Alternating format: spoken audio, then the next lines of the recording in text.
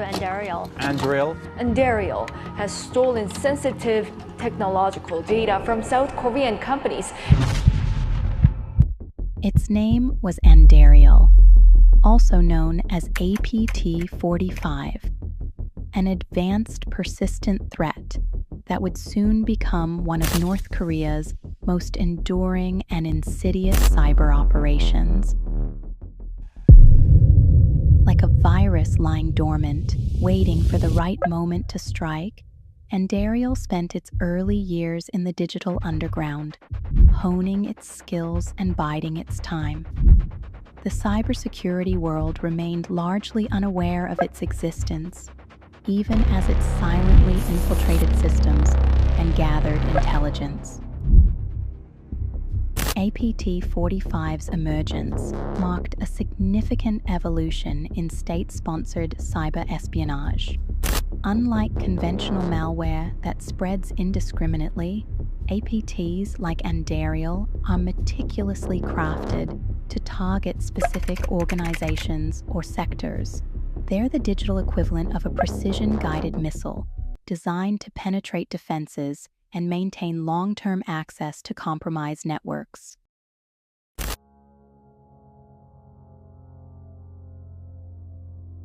But in 2015, the Phantom finally stepped into the light, revealing itself as a force to be reckoned with in the cyber battlefield. The emergence of Andariel marked the beginning of a new chapter in cyber warfare. As the digital world held its breath, waiting to see what this Phantom from North Korea would do next, one thing was clear.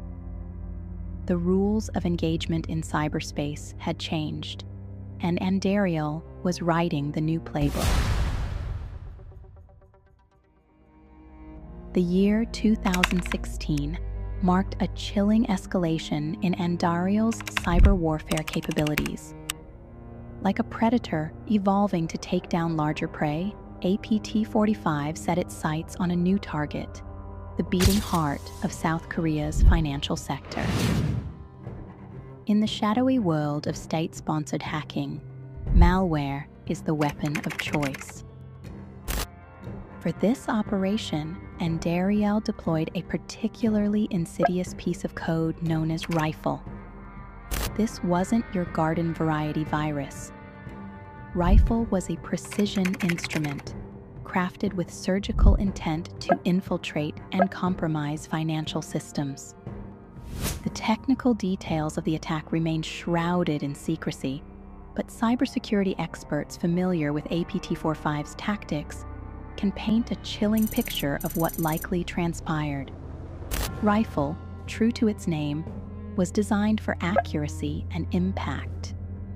It would have exploited vulnerabilities in the target's network defenses, slipping past firewalls and antivirus software like a ghost in the machine. Once inside, Rifle could have performed a variety of nefarious functions, from data exfiltration to establishing backdoors for future attacks.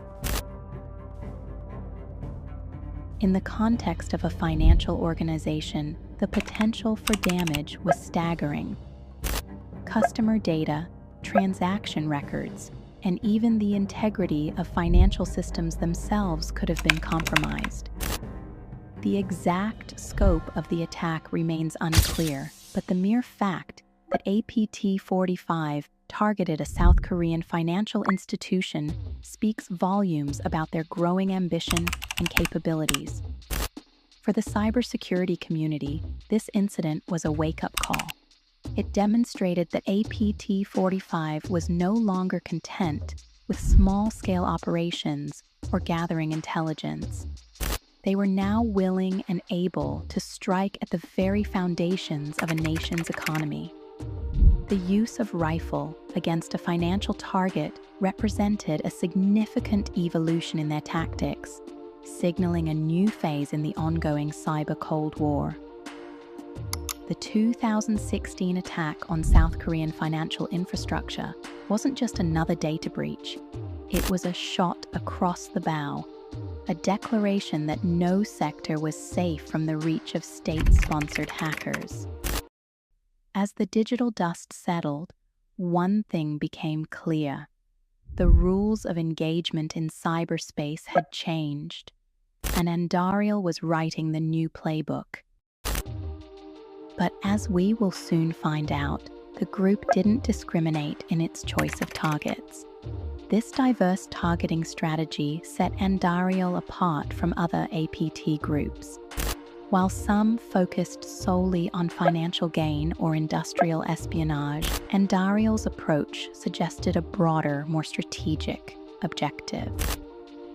By infiltrating government agencies, military organizations, and financial institutions, the group was positioning itself to gather a wide range of valuable intelligence and potentially disrupt critical infrastructure.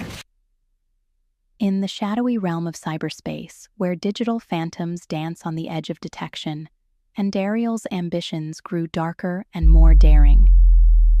The year 2019 marked a turning point, a moment when the world can no longer ignore the looming threat. September 2019, the hammer fell. The US Treasury, like a grim reaper passing judgment, sanctioned 3 North Korean hacking groups, Lazarus, Blunerov, and our very own Andariel. This wasn't just a slap on the wrist, it was a declaration of digital war. The Treasury's action came in response to a chilling revelation from UN Security Council experts. North Korean hackers had orchestrated cryptocurrency heists, resulting in staggering financial losses of $571 million between 2017 and 2018. But Andariel, that insidious digital specter, was far from finished.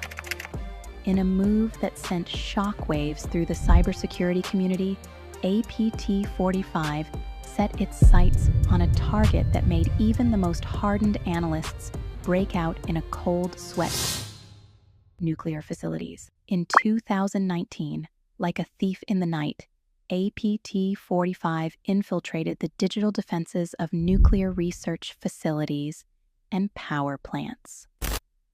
Among their targets stood the Kudankulam nuclear power plant in India, a behemoth of critical infrastructure. This wasn't just another hack, it was a brazen assault on the very foundations of national security. For the first time, the world glimpsed the true extent of North Korea's cyber capabilities and their willingness to target the most sensitive of infrastructures. The technical implications were staggering. Nuclear facilities operate on air-gapped networks, isolated from the internet to prevent exactly this kind of intrusion. For APT45 to breach these defenses meant they had developed sophisticated techniques to jump air gaps or exploit human vulnerabilities in ways previously thought impossible. But Andariel's hunger for data and disruption knew no bounds. In September 2020, as the world grappled with a global pandemic, APT45 turned its attention to an unexpected target: the crop science division of a multinational corporation. This wasn't just corporate espionage, it was a calculated move to exploit global vulnerabilities. The timing was no coincidence. With COVID-19 disrupting global supply chains and border trade, North Korea faced exacerbated agricultural production challenges. APT45's targeting of crop science research wasn't just about stealing trade secrets. It was about survival, about finding ways to feed a nation in the face of unprecedented global disruption. From cryptocurrency heists to nuclear facilities to agricultural research. Andariel's expanding scope of attacks painted a picture of a threat actor evolving at an alarming rate. Each new target demonstrated not just technical prowess, but a strategic depth that kept cybersecurity experts awake at night, wondering where the next attack would land.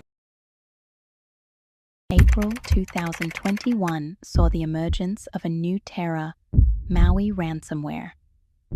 This digital plague targeted the very institutions meant to save lives, healthcare organizations across the United States. As one cybersecurity expert grimly noted, Maui ransomware started attacks in April 2021, maintaining an apparent focus on healthcare organizations in the United States. The timing couldn't have been more diabolic. With the world still reeling from a global pandemic, Andariel struck at the heart of medical infrastructure. Maui wasn't just another piece of malware. It was a precision-guided cyber missile designed to encrypt critical healthcare data and hold it for ransom. The potential for chaos was unthinkable. Patient records locked away, life-saving equipment rendered useless, all at the whim of faceless attackers. But Maui was just the beginning. As if one digital demon wasn't enough, 2021 saw the rise of another, Shattered Glass. This ransomware, like a dark mirror reflecting APT-45's growing ambitions, was identified by Kaspersky and linked to suspected APT-45 clusters. Shattered Glass, true to its name, threatened to shatter the digital defenses of its targets. Unlike Maui's focus on healthcare, Shattered Glass seemed to cast a wider net, hinting at APT-45's expanding horizons and growing technical capabilities. But Andariel wasn't content with just 2 new weapons in its arsenal. In a move that demonstrated their continued interest in financial targets, APT-45 was observed spear-phishing a South Asian bank. This wasn't a broad, scattershot approach. It was a targeted strike, a digital stiletto aimed at the heart of financial infrastructure. The spear-phishing attack on the South Asian bank showcased APT-45's evolving tactics. By crafting highly convincing emails tailored to bank employees, the group sought to exploit the weakest link in any security chain: human trust. One wrong click, one moment of misplaced faith, and the entire financial institution could be compromised. As 2021 drew to a close, the cybersecurity landscape had been irrevocably altered. In November 2022, they turned their gaze to the skies, infiltrating the digital fortress of a U.S. defense contractor. The breach was surgical, precise, from which they extracted more than 30 gigabytes of data, including unclassified technical information regarding material used in military aircraft and satellites, much of which was from 2010 or earlier. 30 gigabytes, a treasure trove of aerospace secrets, ripped from secure servers and vanished into the ether. The fact that much of the data was over a decade old didn't diminish its value. In the world of military technology, even outdated information can be a goldmine for those looking to catch up. As 2023 dawned, Andariel unveiled a new weapon in their digital arsenal. Security analysts, peering into the code like digital archaeologists, discovered a previously undocumented remote access Trojan, RAT, named EarlyRat, used by Andariel, a subgroup of the Lazarus North Korean state-sponsored hacking group. EarlyRat wasn't just another piece of malware. It was a testament to Andariel's evolving capabilities. This rat, like its biological namesake, could burrow deep into systems, establishing persistent access and exfiltrating data with a stealth that sent shivers down the spines of network defenders. But perhaps most chilling was the group's relentless focus on the health sector.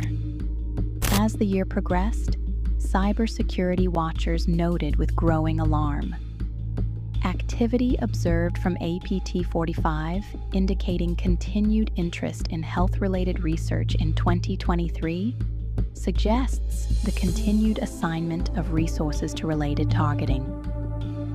This wasn't just cyber espionage.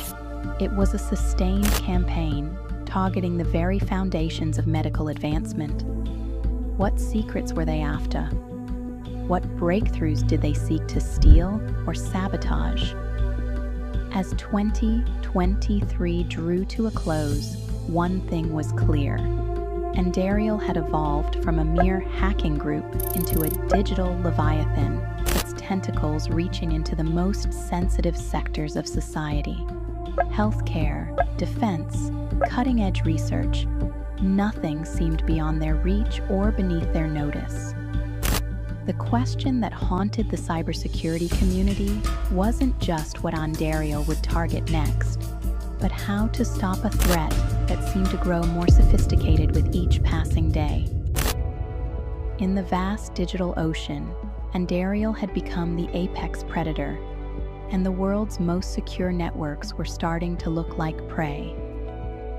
In the sweltering heat of July 2024, the digital manhunt reached its fever pitch. The shadowy figure known as Rim Jong-hyuk, a key operative of the Andariel unit, had become the most wanted man in cyberspace. On July 24th, the hammer fell. A federal arrest warrant was issued for Rim Jong-hyuk in the United States District Court, District of Kansas, after he was charged with conspiracy to commit computer hacking and conspiracy to commit promotion money laundering. The charges were a mouthful of legalese, but to those in the know, they represented the culmination of years of digital forensics and international cooperation. Conspiracy to commit computer hacking, a charge that encompassed a litany of digital sins. Every breached firewall, every exploited vulnerability, every exfiltrated byte of data now had a name attached to it. And that name was Rim Jong-hyuk. But the conspiracy didn't stop at mere hacking.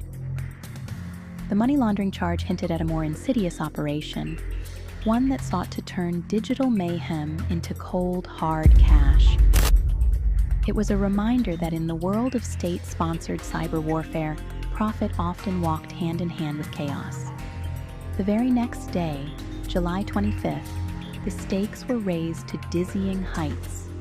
The U.S. State Department is offering a reward of up to $10 million for information that could help capture a North Korean military hacker identified as Rim Jong-hyuk. $10 million, a bounty that turned every dark corner of the internet into a potential hunting ground. This wasn't just a manhunt, it was a global game of digital hide-and-seek, with Rim Jong-hyuk as the elusive prey. Every server log, every IP address, every digital footprint left behind in years of cyber operations now became a potential clue. The cybersecurity community buzzed with speculation.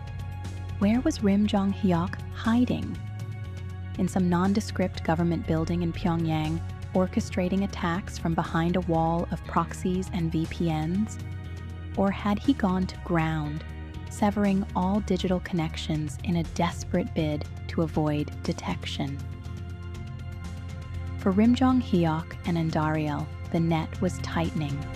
But in the ever-shifting landscape of cyber warfare, where today's hunter could become tomorrow's hunted, the only certainty was that the game was far from over.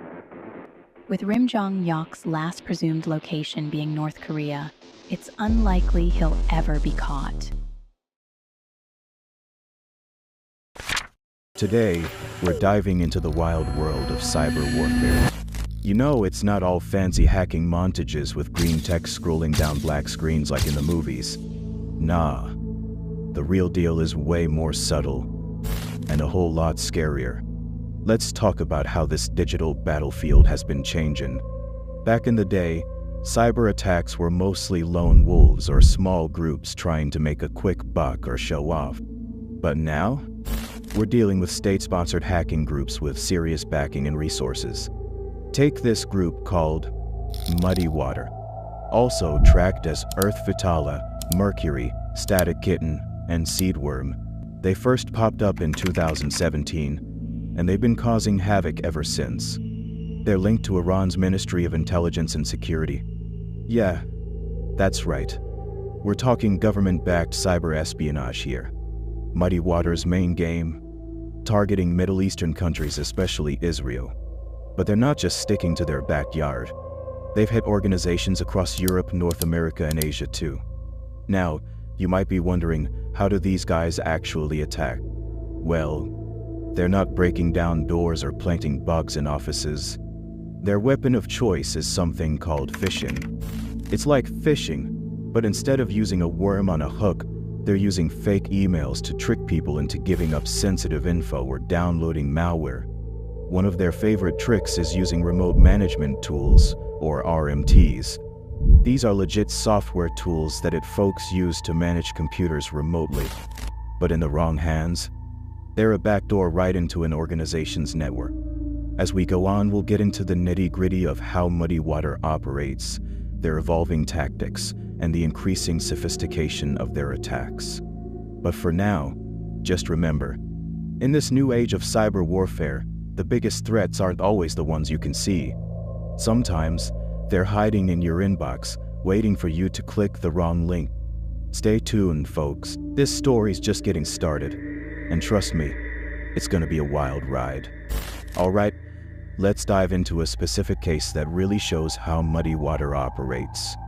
In September 2017, they pulled off an attack on a Saudi Arabian government entity. This wasn't just some random hack. It was a carefully crafted operation that gives us a good look at their tactics. The bait? A Word document. But this wasn't your average file. It was rigged with what we call a macro, basically a set of instructions that run automatically when you open the document. Now, normally macros are used for legit stuff, but in the wrong hands, they're trouble. When researchers looked at this document, they found some red flags. The file analysis showed it had macros. It was auto-executable. It would run as soon as you opened it. It had suspicious keywords, and it had base-64 strings. A way of encoding data. But here's where it gets really interesting. The macro wasn't just there to look pretty. It was designed to do two main things. First, it would disable security settings in Microsoft Excel and Word. It did this by changing some values in the Windows registry, basically telling the computer, hey, everything's fine here, no need to be suspicious. Specifically, it would disable or lower security settings within Microsoft Excel and Word by altering corresponding registry keys with values of 1, meaning enable all. Second, it would fingerprint the victim's computer. It grabbed the IP address by querying the Win32 network adapter configuration class. Think of this like the hacker equivalent of casing a joint before a big heist. The end game of all this? To deploy what's called an information stealer, Trojan. Once in place, this nasty piece of software could siphon off sensitive data from the infected computer. But Muddy Water didn't stop there. They set up a clever way to maintain access and communicate with the infected machines. They used scripts to stay persistent on the system and communicated through hacked websites that acted as proxies. This made it harder to trace the attack back to them. This attack shows just how sophisticated Muddy Water was getting. They weren't just breaking in. They were setting up shop, ready for long-term espionage operations. And remember, this was just the beginning of their story. Alright, let's talk about the mind games these hackers are playing. Muddy Water's whole operation relies heavily on something called social engineering. We saw that Muddy Water uses phishing campaigns as their main way of getting into systems. They're not just randomly spamming people. These attacks are carefully crafted to trick specific targets. For example, in June and July 2024, they shifted to using more generic-themed phishing lures. The campaign pushes the malware via phishing emails disguised as invitations to webinars or online courses. This shows they're tapping into people's desire for professional development or education. They're also adapting their language to match their targets. They're tailoring their approach to seem more credible to their victims by increasing the use of English language in their lures. Another key point is their use of compromised organizational accounts. This means when you get an email from them, it might look like it's coming from someone you know or trust within your own organization. We also see them abusing legitimate services like Ignite, a file-sharing platform. This plays into people's tendency to trust familiar, reputable services. All of these tactics, the professional development lures, the use of familiar language, the compromised accounts, the abuse of trusted services, they're all designed to lower people's guard and make them more likely to click on that malicious link or download that infected file. Their methods are constantly evolving, always looking for new ways to trick people into letting them in. Alright, let's dive into what went down in 2018. This is when Muddy Water really started to ramp things up. From September to November 2018, these guys went on a hacking spree. According to the data we have, they hit over 130 victims across 30 different organizations. That's a lot of damage in just a few months. They were compromised by Seedworm's PowerMud backdoor. Now, let's talk about this PowerMud backdoor. This was a new tool in Muddy Water's arsenal. A backdoor is basically a secret way into a computer system.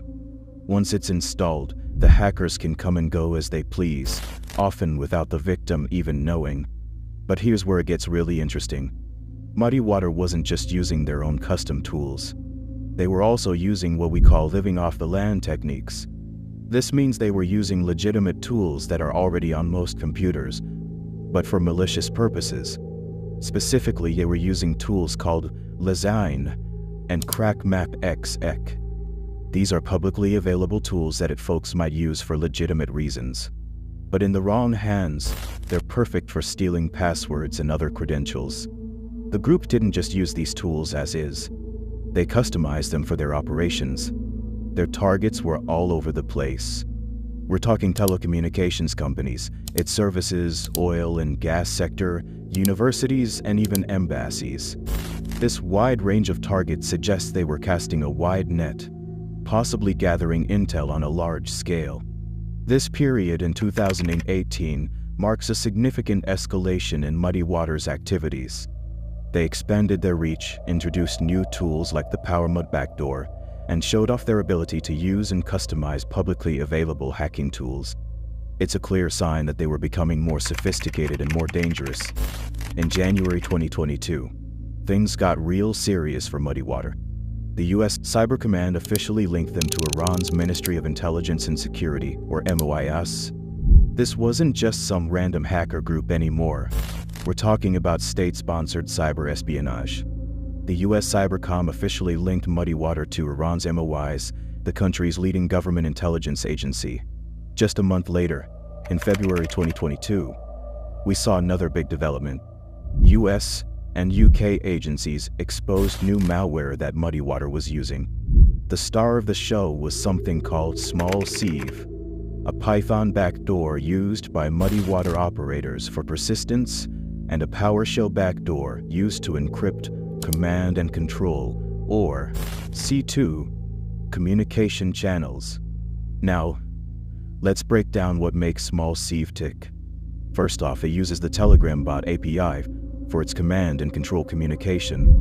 That's pretty clever. It's hiding its traffic in a legitimate service that millions of people use every day. It also employs custom string and traffic obfuscation techniques. This is all about hiding what the malware is doing, making it harder for security folks to spot and analyze. The malware is distributed as a 16 MB NSI's installer named gramapp.exe. NSI's is a legitimate tool for creating Windows installers, so again, they're hiding malicious stuff inside something that looks normal. For persistence, that's how malware stays on a system even after a reboot. Small Sieve uses a registry run key. Specifically, it adds itself to the registry. Notice how they spelled Microsoft wrong there? That's a little detail that might help it slip past someone who's not looking too closely. Small Sieve can do a bunch of things once it's on a system. It supports commands like delete, download, change token, and disconnect. This gives the attackers a lot of flexibility in what they can do on an infected machine. All of this shows how Muddy Water keeps adapting and improving their tools. They're constantly playing this cat-and-mouse game with cybersecurity defenders, always looking for new ways to hide their activities and keep their foothold in compromised systems. Alright, let's dive into what went down with Muddy Water in 2023 and 2024. This is when things really started heating up.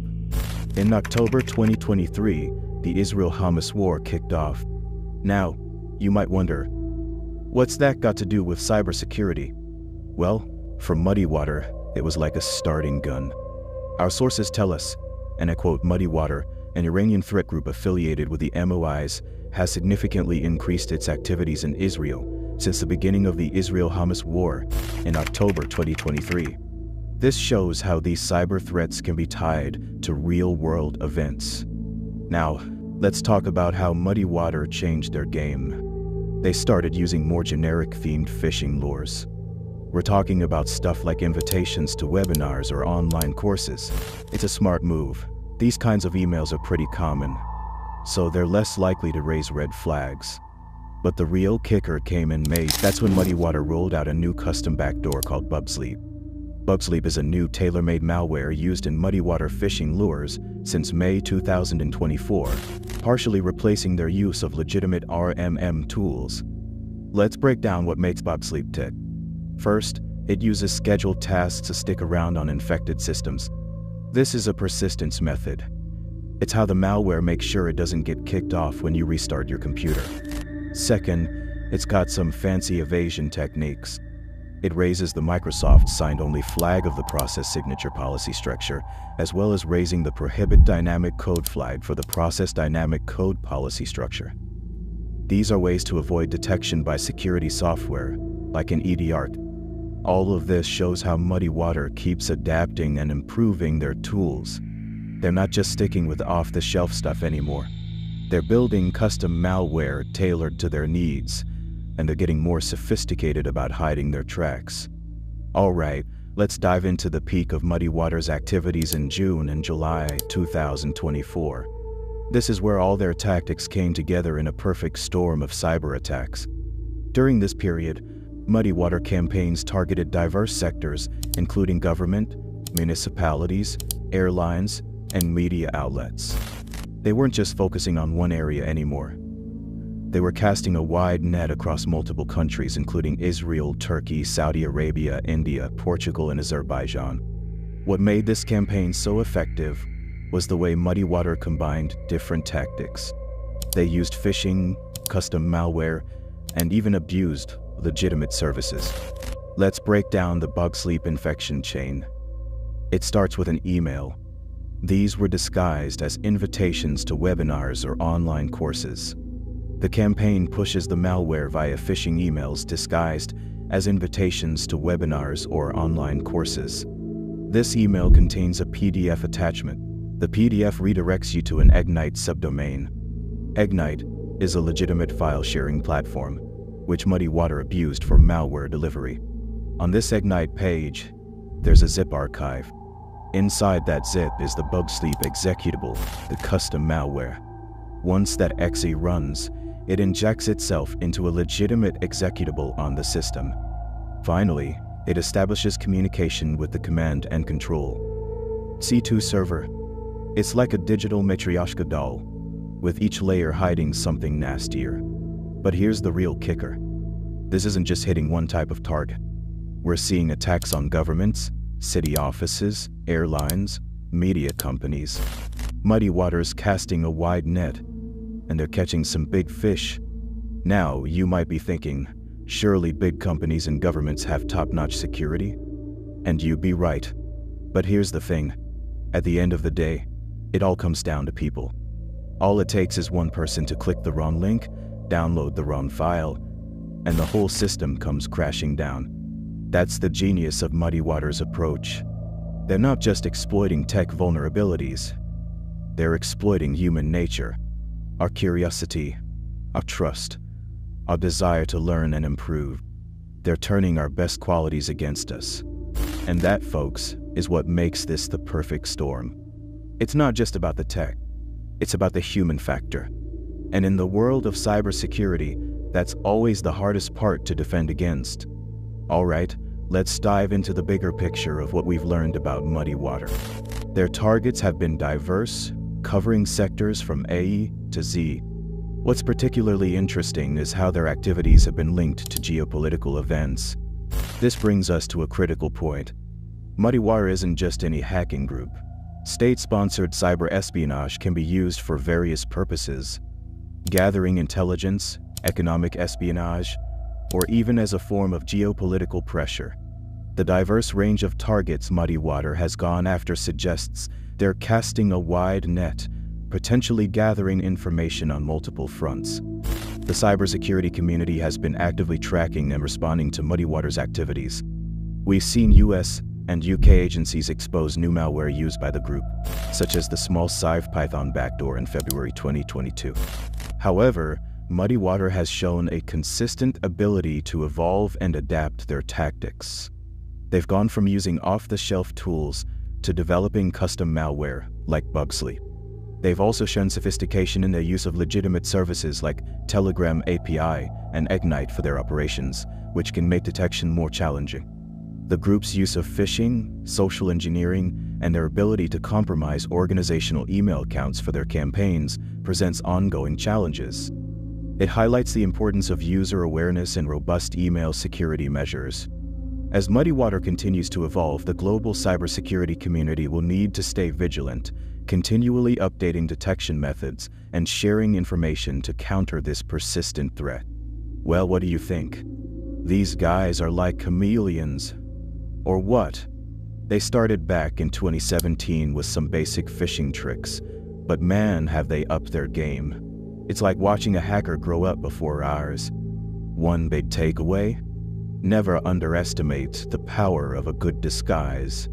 Muddy Water's been playing dress-up with their attacks, making them look like innocent webinars or online courses. It's like the digital equivalent of a wolf in sheep's clothing, and it's working. Now, let's talk about the future of cyber threats. If Muddy Waters taught us anything, it's that the bad guys are always evolving. We're seeing more state-sponsored groups, more sophisticated tools, and more abuse of legitimate services. It's not just about viruses anymore. It's about turning the tools we trust against us. Remember how they used Telegram for their command and control? Or how they're abusing Ignite to deliver malware? That's the future, folks. The line between safe and dangerous is getting blurrier by the day. But it's not all doom and gloom. We can fight back. Here's what you can do. Stay skeptical. If an email looks fishy, it probably is. Even if it's from your boss asking you to click a link, double check. Keep your systems updated. A lot of these attacks rely on outdated software. Don't make it easy for them. Educate yourself and your team. The more you know about these threats, the better you can spot them. Use multi-factor authentication. It's like adding an extra lock to your door. Be careful with file-sharing platforms. They're useful, but as we've seen with Ignite, they can also be a Trojan horse. Remember, in this digital age, we're all on the front lines.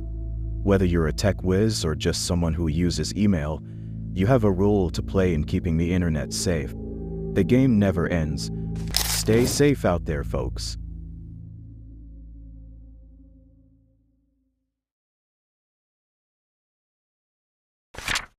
In the dark corners of the digital world, a sinister discovery was made.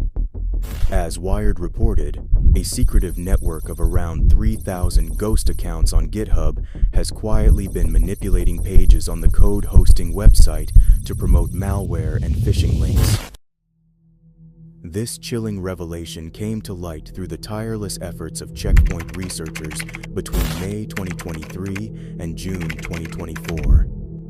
Like detectives uncovering a vast criminal conspiracy, They peeled back the layers of GitHub's seemingly innocuous community to expose a network as intricate as it was malevolent. The Stargazer's Ghost Network. Imagine, if you will, a bustling digital bazaar. GitHub, a platform where millions of developers share and collaborate on code, serves as this marketplace of ideas. But lurking among the honest merchants were spectral entities, 3,000 strong, each playing a part in an elaborate deception. These ghost accounts weren't content to haunt the shadows. No, they manipulated GitHub's very fabric, weaponizing its community features with surgical precision. Starring, forking, watching. Innocuous actions to the uninitiated, but in the hands of these digital poltergeists, they became tools of legitimacy. For the uninitiated, starring on GitHub is akin to giving a thumbs up. Forking creates a personal copy of a project, and watching keeps you updated on changes. And what treasures did these phantom repositories offer? A veritable smorgasbord of digital temptations, social media tools promising effortless fame, gaming cheats whispering of easy victories, cryptocurrency software dangling the lure of instant wealth, all targeting Windows users, those eager souls searching for free solutions to their digital desires. But these weren't mere harmless programs. They were Trojan horses, each one a vessel for malware and phishing links. Like a poison apple offered by a witch in a fairy tale, these tools promised power but delivered peril. The true horror lay not just in the deception, but in its scale and sophistication. This wasn't some lone hacker in a dimly lit basement. This was a coordinated effort. A phantom army 3,000 strong, each account a cog in a well-oiled machine of digital deception.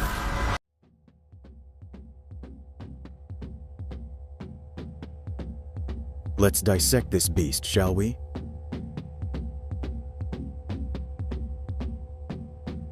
At the heart of it all were the repository accounts. They owned the phishing repositories, the digital traps baited with malicious links. That's where the commit accounts came in. These were the busy little worker bees, constantly making commits to the repositories owned by those repository accounts. In the world of GitHub, commits are like updates or changes to the code. So these accounts were creating a facade of active development, making the malicious repositories look alive and thriving. But what's a good horror story without some juicy plot twists? Enter the release accounts. These sneaky devils were responsible for creating and adding malicious archives to the repository releases. Think of releases as official versions of the software. So these accounts were packaging up the malware nice and pretty, ready for unsuspecting victims to download.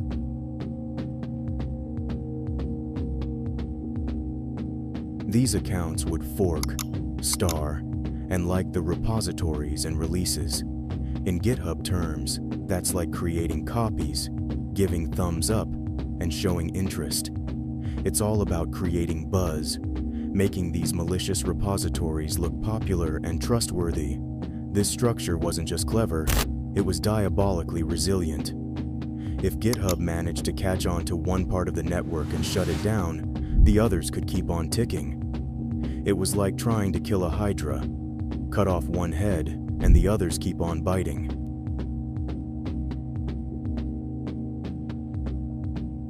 The technical brilliance of this setup lies in its distributed nature. Each account type had a specific, limited role. This compartmentalization meant that if one account was compromised, the damage was contained. The network could quickly replace that account without exposing the entire operation.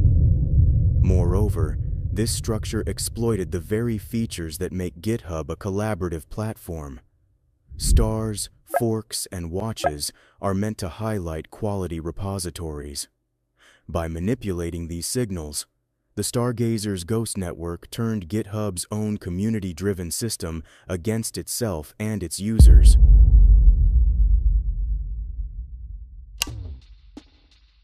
Now, let's look at how effective this network was at spreading malware. They ran two big campaigns that we know about.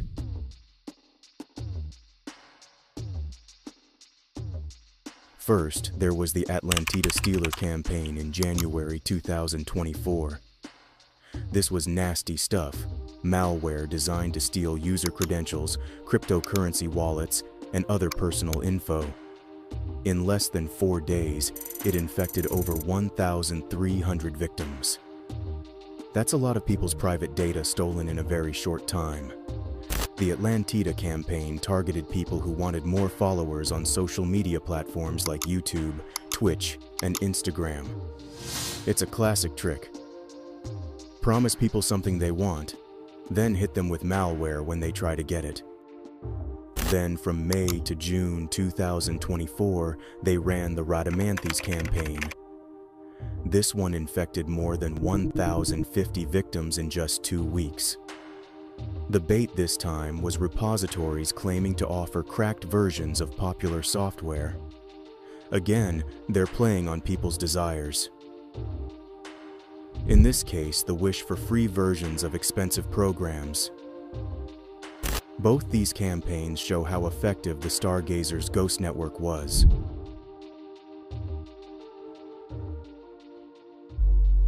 Here in our story is where Stargazer Goblin emerged from the digital mist. On July 8, 2023, this phantom began offering services on dark web forums that would make any honest developer's skin crawl. Imagine, if you will, a marketplace where the currency is deception and the goods for sale are the building blocks of trust. That's exactly what Stargazer Goblin was peddling.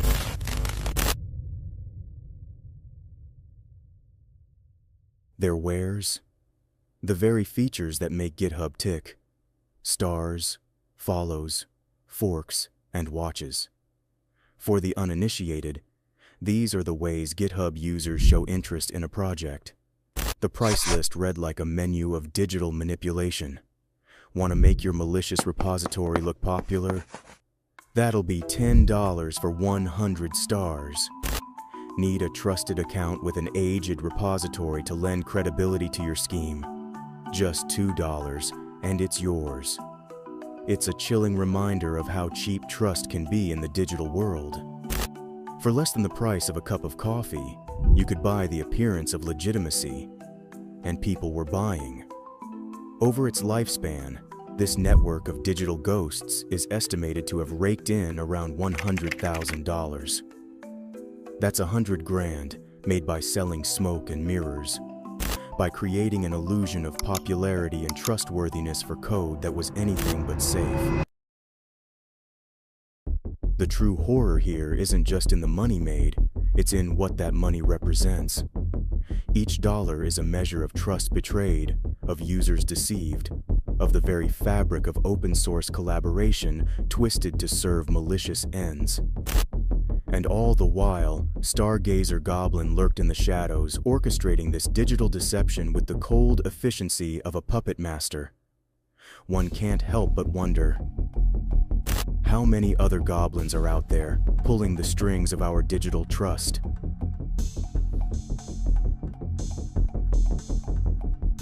Just when we thought the horror was contained, the researchers uncovered something even more chilling. The Stargazers Ghost Network wasn't content haunting just GitHub. No, these digital specters were spreading their tendrils across the internet. Evidence emerged of similar ghost account networks operating on other platforms, with YouTube being a prime example. It was as if the infection had found new hosts, ready to spread its malicious code far and wide. This discovery led researchers to a terrifying conclusion. What they were witnessing might be part of a larger distribution-as-a-service ecosystem. Imagine a dark, underground network where cybercriminals could rent out not just individual malware tools, but entire infrastructures for spreading their digital plagues across multiple platforms. The implications for cross-platform security are staggering. It's no longer enough to secure just one platform. The threat can jump from one to another, using the trust built on one site to lure victims on another. A perfect example of this cross-platform threat emerged when researchers found a YouTube video linked from a GitHub repository.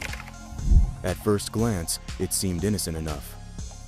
A tutorial on how to download a free version of Adobe Photoshop. But this was no helpful guide. It was a trap, leading unsuspecting users straight to LumaStealer malware.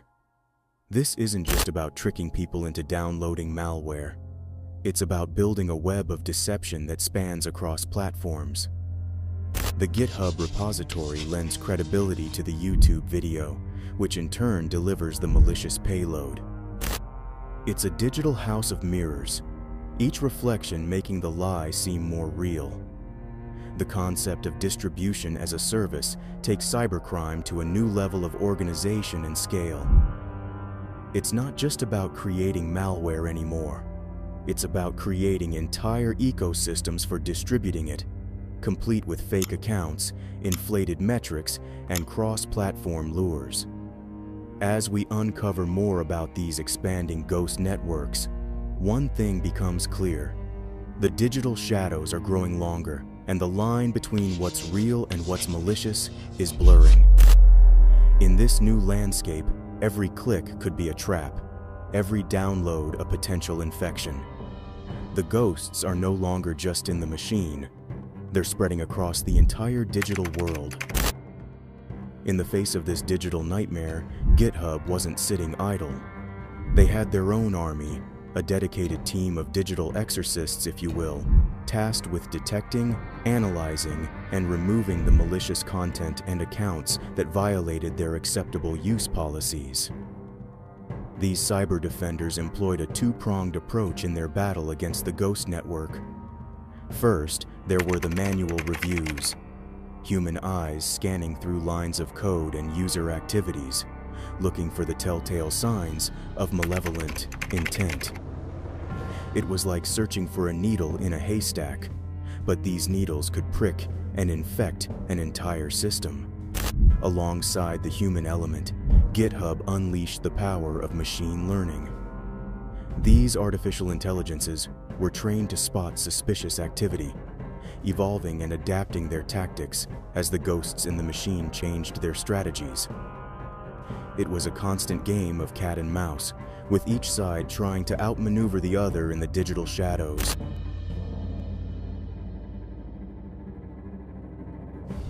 GitHub isn't just any old website. It's a behemoth, a digital metropolis housing over 100 million developers and more than 420 million repositories. That's not just big, it's cosmic in scale. Imagine trying to police a city that size, where every building could potentially house a secret criminal operation. That's the challenge GitHub faces every day.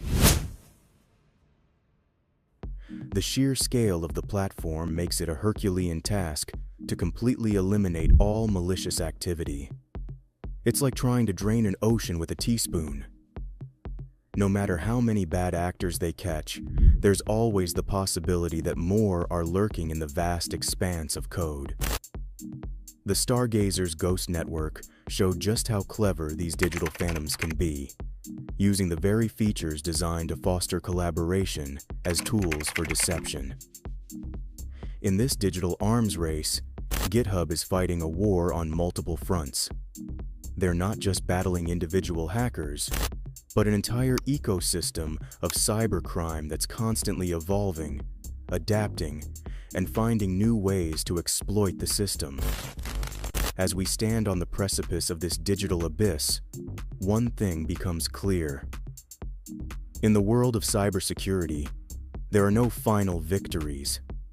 There's only constant vigilance, adaptation, and the knowledge that somewhere out there, In the vast expanse of code, new threats are always emerging from the digital darkness.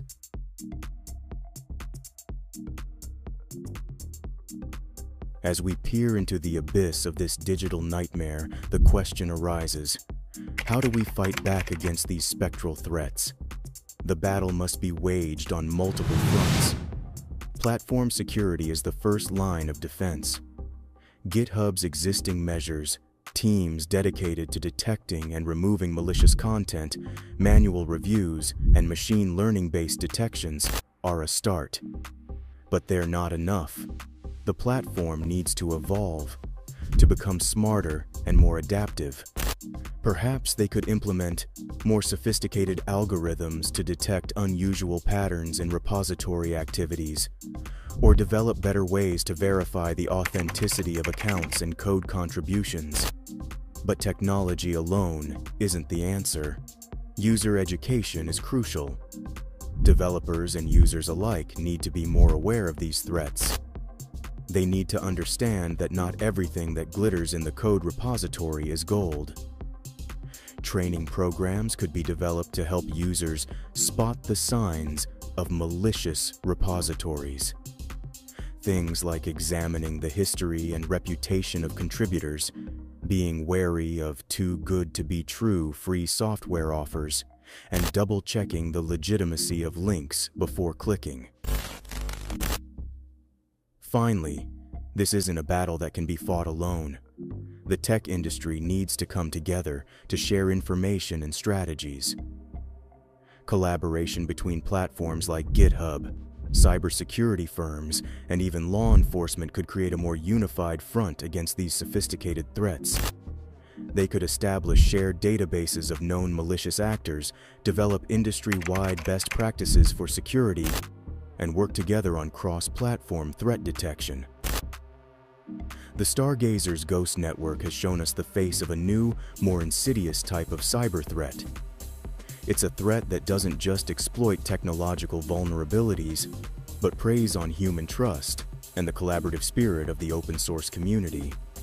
To fight it, we need more than just better firewalls and antivirus software. We need a holistic approach that combines improved technology, educated users, and industry-wide cooperation. In the end, the greatest weapon against these digital ghosts might just be the very thing they seek to corrupt: the power of human collaboration. For in the vast, interconnected world of code, we are stronger together than we ever could be alone. A new predator emerged in May 2022. They called themselves the Dark Angels, a name that would soon wreak havoc across companies in the United States. Like a silent assassin, this ransomware group conducted some of the largest attacks in history, while somehow managing to fly under the radar. A chilling combination of stealth, precision, and unrelenting greed. The Dark Angels aren't just another group of nobodies playing at being hackers. No, these are professionals, cyber criminals of the highest order. They've mastered the art of ransomware. Their attacks are precise, targeted, and devastatingly effective. And in early 2024, the true extent of their devastation came to light. Threat Labs, a team of researchers, uncovered a victim who had paid a staggering $75 million to these hackers. Let that sink in for a moment. $75 million. It's a figure that makes previous ransomware payments look like loose change found. But we'll get to that later. Their method of attack is as precise as it is terrifying. Unlike the scattershot approach of lesser cybercriminals, the Dark Angels employ a highly targeted strategy. They don't swarm their victims. No, they're more akin to a skilled sniper, taking aim at a single large company at a time. This laser-focused approach allows them to breach even the most fortified networks, slipping through cybersecurity measures like a ghost through walls. Once inside, the Dark Angels begin their gruesome data harvest. For their typical victims, they extract between 1 to 10 terabytes of data, an amount that would fill thousands of novels or contain millions of sensitive records. But for the largest businesses, they've been known to siphon off between 10 to 100 terabytes of data, an amount so large It could have taken them days or even weeks to fully exfiltrate. In the dead of night, in September 2023, the Dark Angels struck. Their target, a behemoth in the world of building automation systems, Johnson Controls. The scope of the attack was staggering. The Dark Angels, true to their name, cast a shadow over the company's entire network. But the scariest part was the 27 terabytes of corporate data. Gone, stolen. To put this into perspective, it's about 6,750 HD movies. Then they turned their attention to the company's VMware ESXi virtual machines. Think of these as a cloud computer.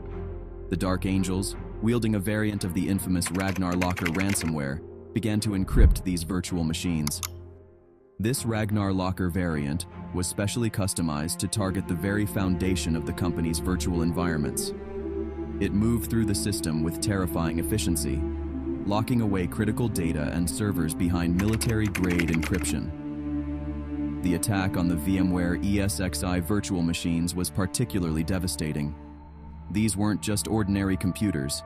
It was the core of the company's IT infrastructure. By targeting these, the Dark Angels hadn't just locked away data, they had paralyzed their entire system, bringing their operations to a screeching halt.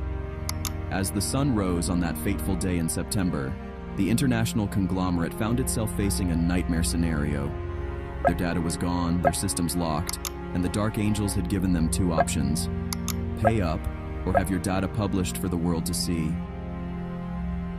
This attack wasn't just a breach, it was a reminder that no one is safe. They didn't just attack, they hunted, choosing their prey with calculated precision and striking where it hurt the most.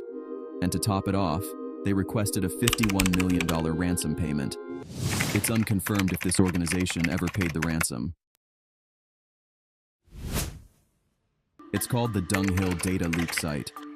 Operated by none other than the Dark Angels themselves, its purpose is singular and chilling: to publish stolen data from victims who refuse to pay the ransom.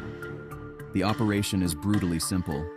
Once the Dark Angels have exfiltrated data from a target, they present their demands. If the victim refuses to pay, the countdown begins. Gigabytes of sensitive information, customer data, financial records, trade secrets are uploaded to the Dunghill, available for anyone to download and exploit. The Dunghill serves as both a threat and a demonstration of the Dark Angels' capabilities.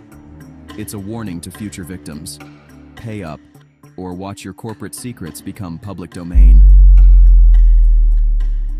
Remember before when we briefly talked about the attack on Johnson Controls using the Ragnar Locker ransomware? Well, in the ever-evolving landscape of cybercrime, connections between different hacking groups can be as shadowy as the operations themselves. The Dark Angels and Ragnar Locker ransomware groups share a sinister link that has cybersecurity experts on high alert. The September 2023 attack on industrial giant Johnson Controls used Ragnar Locker's original ESXi encryptor. However, the exact nature of this connection remains shrouded in mystery. Is Dark Angels an offshoot of Ragnar Locker, inheriting not just their tools but their expertise?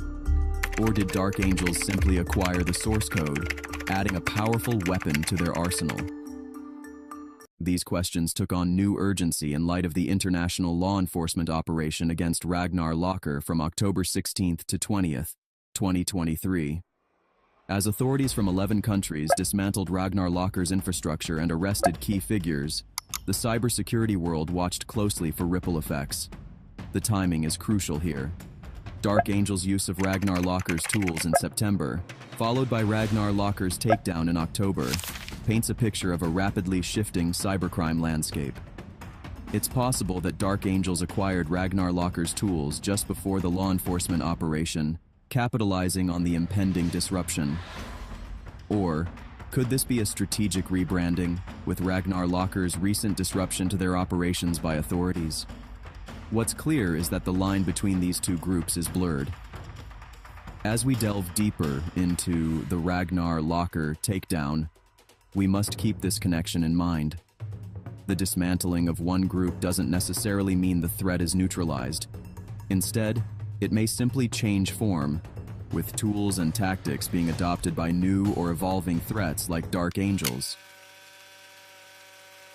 Now, before we get into the $75 million ransom payment from Dark Angels, one such incident occurred on March 21, 2021, when CNA Financial fell victim to a new strain of ransomware that would come to be known as the Phoenix Crypto Locker. This attack, while separate from the Dark Angels' reign of terror, serves as a chilling comparison in the world of ransomware. Before the Dark Angels extracted their unprecedented $75 million ransom in early 2024, CNA Financial held the dubious honor of the largest known ransom payment. They had shelled out a staggering $40 million to the notorious Evil Corp ransomware group. The Phoenix Crypto Locker attack on CNA Financial was a masterclass in hacking. Over 15,000 devices on their network fell prey to the malicious code. Each file was encrypted, ending with a Phoenix extension. Only Evil Corp knew the code to unlock it. As if to twist the knife, the attackers left a calling card. A ransom note ominously named Phoenix Help TXT. This digital note, filled with demands and threats, was the only thing they could see. The scale of the CNA Financial attack foreshadowed the big game hunting strategy that groups like Dark Angels would later perfect. These cybercriminals weren't interested in small fry.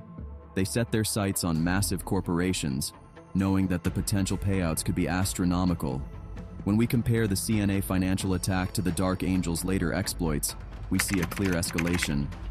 The $40 million ransom paid by CNA, once thought to be the peak of cybercriminal audacity, was dwarfed by the $75 million extorted by the Dark Angels. This nearly doubling of the ransom amount in just a few years illustrates the rapidly evolving threat landscape. Both attacks targeted large, resource-rich organizations. However, the Dark Angels seem to have refined the technique. The progression from the CNA Financial attack to the Dark Angels' record-breaking extortion serves as a warning to the world. It's a reminder that yesterday's record-breaking attack is just a stepping stone for tomorrow's cybercriminals.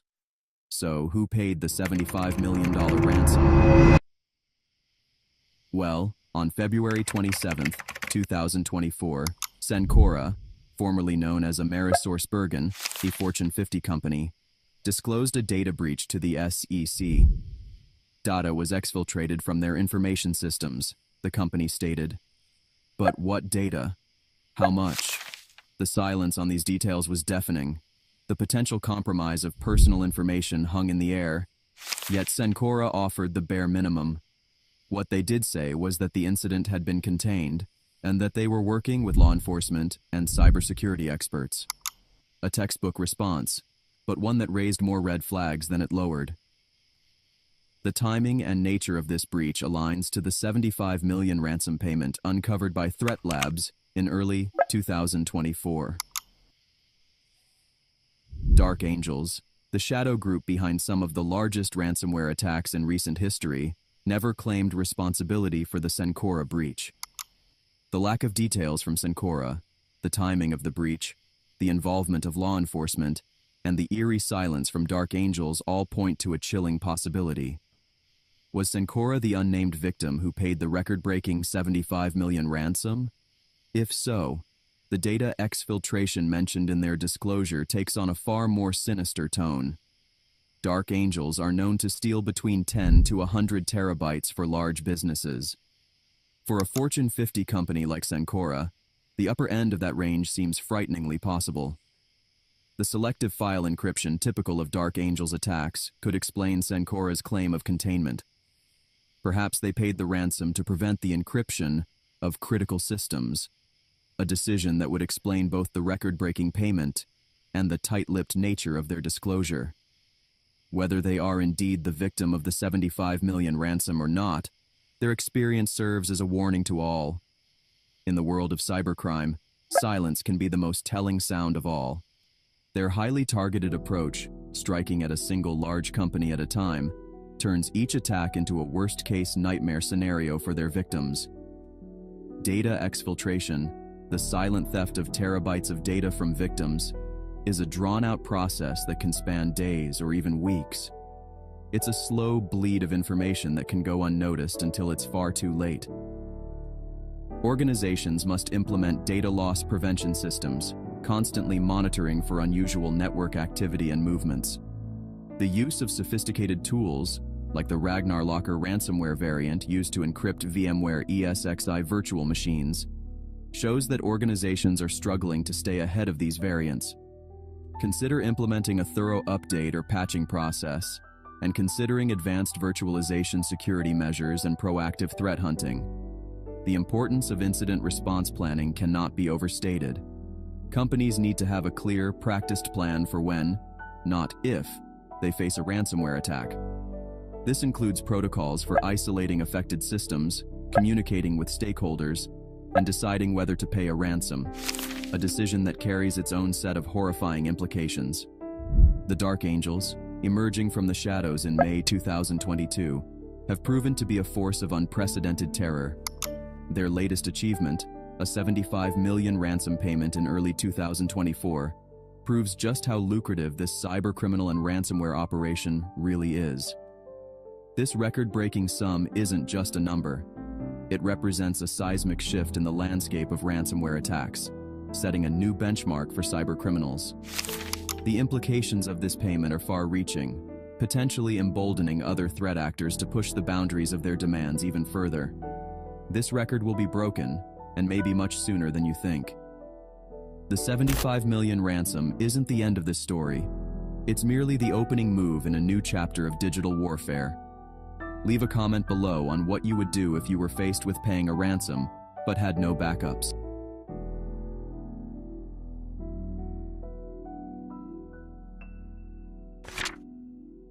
Hey guys, Hacker Gallery here. Today we're diving into a crazy story about cryptocurrency, hackers, and a peculiar new video game.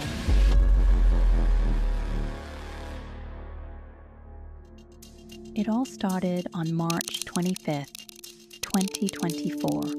Yeah, just recently. That's when a game called Hamster Combat hit the scene. Now, this wasn't your typical game launch on the App Store or Google Play. Nope. Hamster Combat showed up on Telegram, of all places. So, what's this game all about? Well, imagine you're running your own little cryptocurrency exchange. Sounds complicated, right? But here's the kicker. All you really do is tap on a cute little hamster. Each tap earns you some virtual coins. It's like those old clicker games, but with a crypto twist. Now, the more coins you stack up, the higher your exchange level gets. Higher level means you earn coins faster. It's like a snowball effect. The rich get richer, as they say.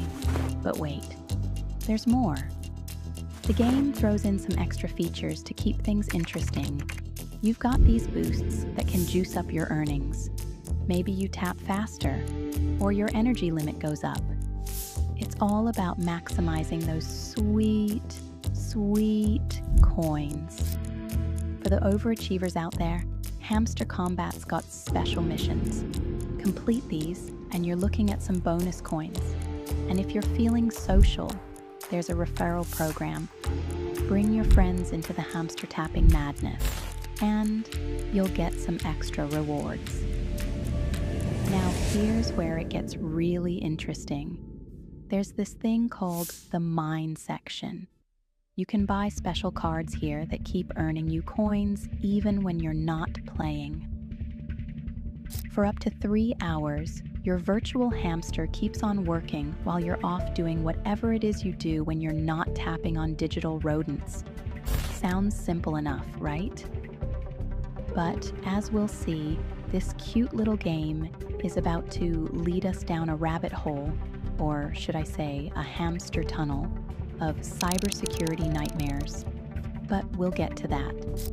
For now, just picture millions of people tapping away on their phones, watching their virtual coin stacks grow, and dreaming of crypto riches. Little do they know what's lurking just around the corner.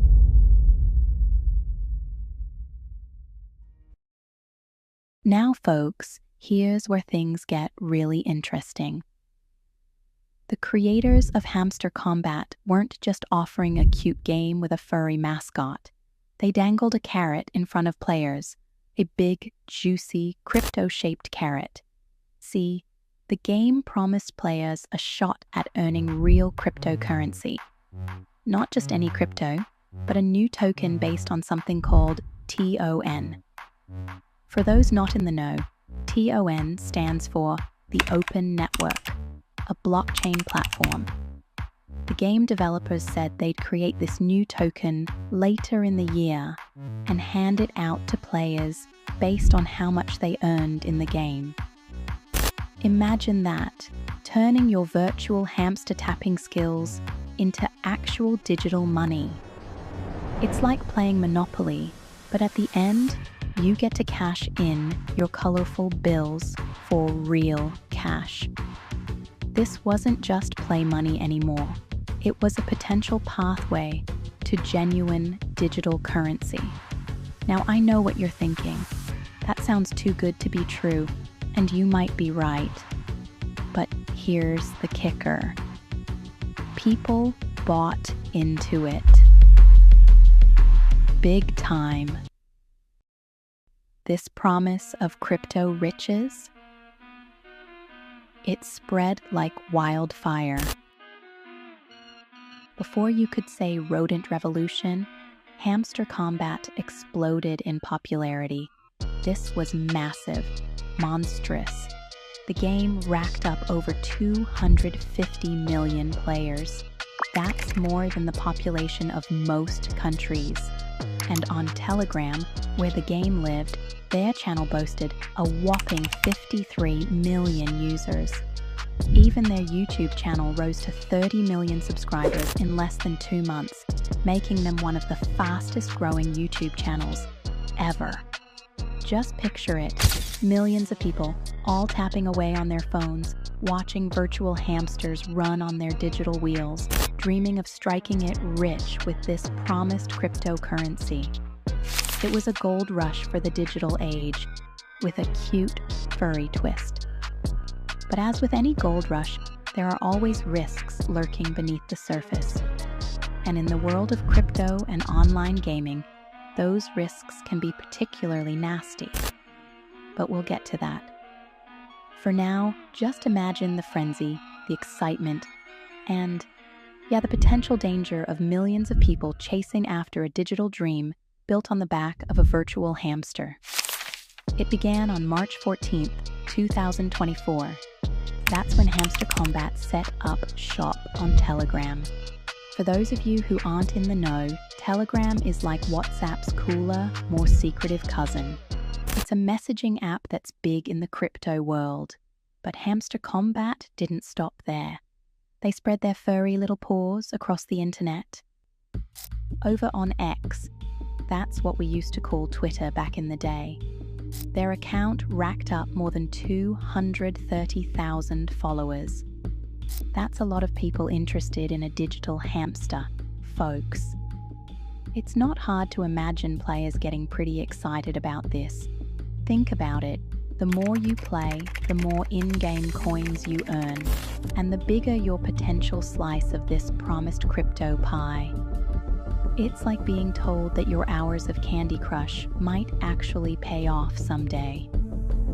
But with numbers that big, and a promise of real crypto on the line, you can bet there was a lot of buzz. Players were likely pouring time into the game, hoping to maximize their earnings before this mystery token appeared. But here's the thing about promises in the world of crypto and online gaming. They don't always pan out the way you hope. And sometimes, that excitement can blind folks to potential risks. As Hamster Combat's popularity grew, so did the attention from less than friendly characters, looking to cash in on all those eager players. Don't go anywhere. We're about to see how hackers and cyber gangsters were about to cash in on the frenzy and weaponize this game. As the game grew, players started to voice their thoughts, and not all of it was sunshine and rainbows. Some players were asking for an automatic rewards claiming feature. Now, imagine if you had to manually collect your paycheck every hour instead of getting it deposited automatically. That's the kind of convenience these players were after. But here's where things start to get a bit dicey. Some users were scratching their heads, wondering about the game's long-term benefits. It's like they were asking, "Hey, is this hamster wheel actually going somewhere?" It was also noted that players noticed issues with the game's counter and inconsistencies in mining profitability. Not exactly what you want when you're trying to earn crypto, right? But hold on to your hats, because it gets worse. Some players reported significant token losses due to app glitches. We're not talking about losing a few coins here. We're talking about major setbacks within the game. Now, as all this user feedback was bubbling up, some red flags started waving. One big issue? Hamster Combat was missing some key elements that most legit projects have. No website, no roadmap, no white paper. That's like a restaurant with no menu, no business hours, and no health inspection certificate. Sure, the food might be great, but it's enough to make you think twice before taking a bite. To top it off, the project was compared to something called Notcoin, another game that's still in development with an uncertain future.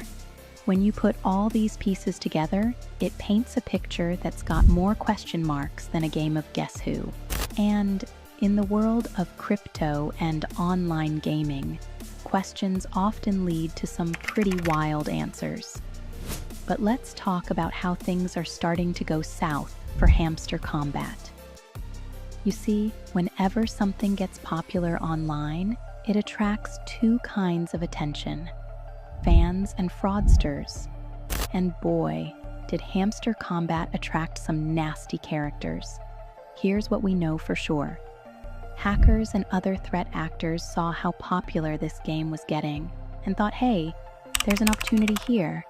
But they weren't interested in tapping virtual hamsters. No, they were after something much more valuable: your personal information. These cybercriminals started creating fake versions of Hamster Combat.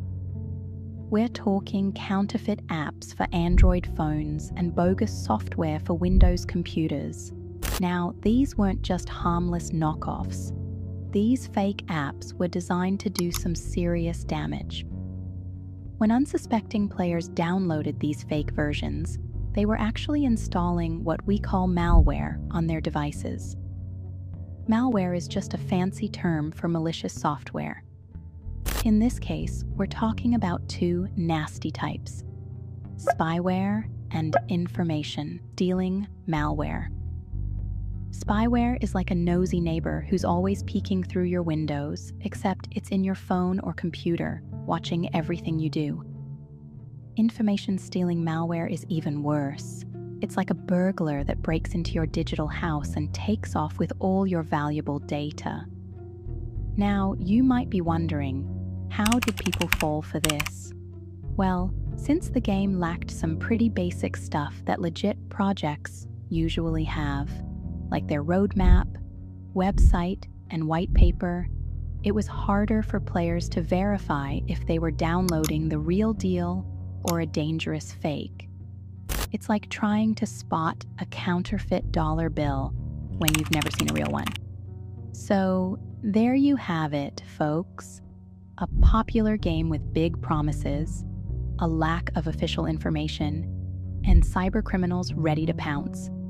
It's a recipe for disaster that we've seen play out time and time again in the digital world. But remember, I'm not here to tell you what to think.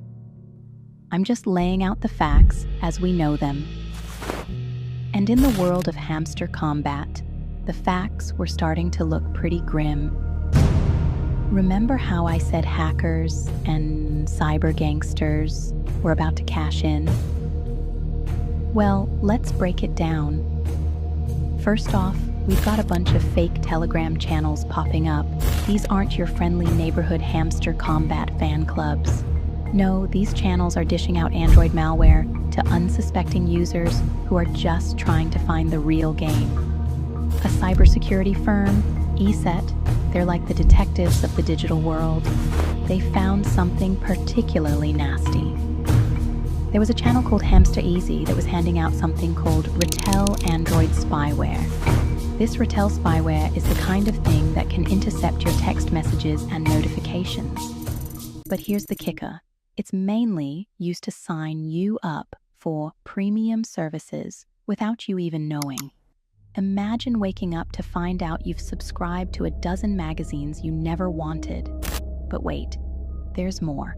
This malware is sneaky. It hides notifications from 200 apps on your phone. That means you could be bleeding money through these unwanted subscriptions and you'd never even see the warning signs. And the hackers were cashing in from affiliate programs, generating profit from all the compromised victims that were now paying for these services. And if you thought Android users were the only ones in trouble, think again. Windows users got their own special brand of trouble. There were fake websites out there claiming to offer the game, but instead of cute little hamsters, clicking on these would just redirect you to a bunch of ads, allowing hackers to monetize their malicious acts from all the ad revenue they were suddenly generating. But the real problem for Windows users was something called Lumberstealer. This nasty piece of work was being spread through GitHub repositories. That's like a library for computer code, pretending to be farming bots for the game. But instead of helping you farm, it was farming your personal information. Now, I'm not here to tell you what to think. I'm just laying out the facts as we know them.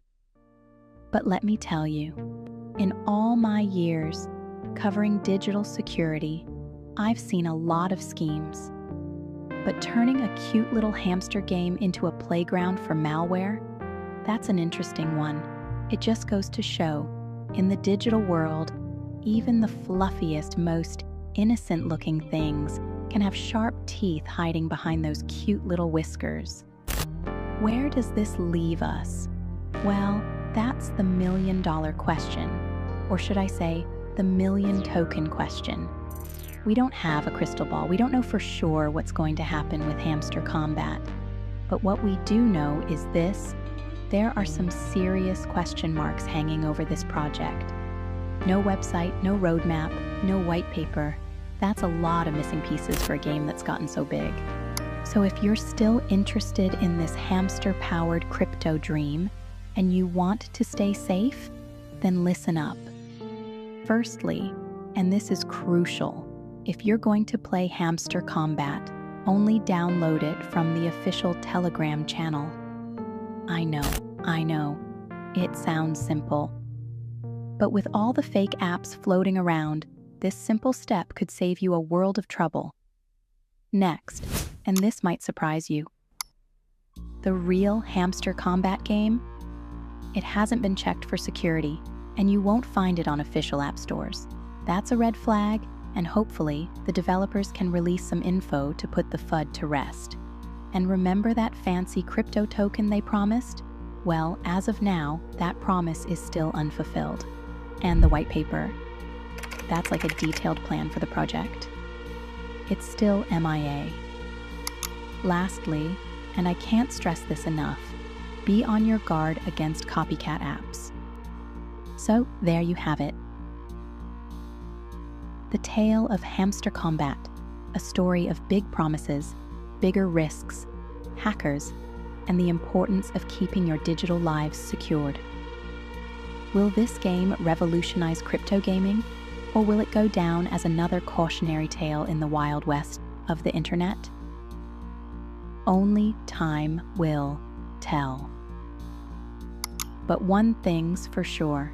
In the world of online gaming and crypto, it pays to be careful. If you've ever played Hamster Combat, or unfortunately fell victim to the hackers abusing its popularity, Then leave a comment below. I'd like to hear your story. Don't go anywhere. We've got more true cybercrime and hacking stories coming right up. Mwah. In the dark corners of the internet, a sinister entity emerged in June 2022. Like a digital plague, Play ransomware crept into the world's networks, its name a cruel irony for the devastating game it was about to unleash. Play ransomware, a type of malicious software designed to encrypt files and demand ransom for their release, quickly gained notoriety in cybersecurity circles. Its creators, faceless figures lurking in the shadows of the dark web, had crafted a tool of digital destruction that would soon wreak havoc on unsuspecting victims. As the months passed, Play ransomware's list of conquests grew, leaving a trail of high-profile victims in its wake. Like a shark sensing blood in the water, it circled and struck at some of the biggest names in tech and government.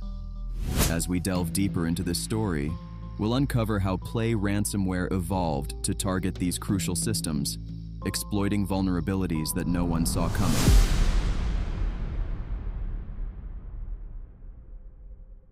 The Trend Micro's threat hunting team, like seasoned monster hunters, uncovered a Linux variant of Play ransomware that sent chills down the spines of cybersecurity experts worldwide. This wasn't just another beast in the digital jungle. It was a predator with a taste for VMware ESXi environments.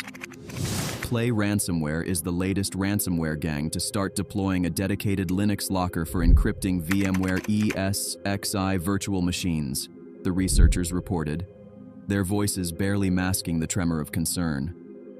This variant was a wolf in sheep's clothing, a piece of malware that only showed its true colors when running in a VMware ESXi environment.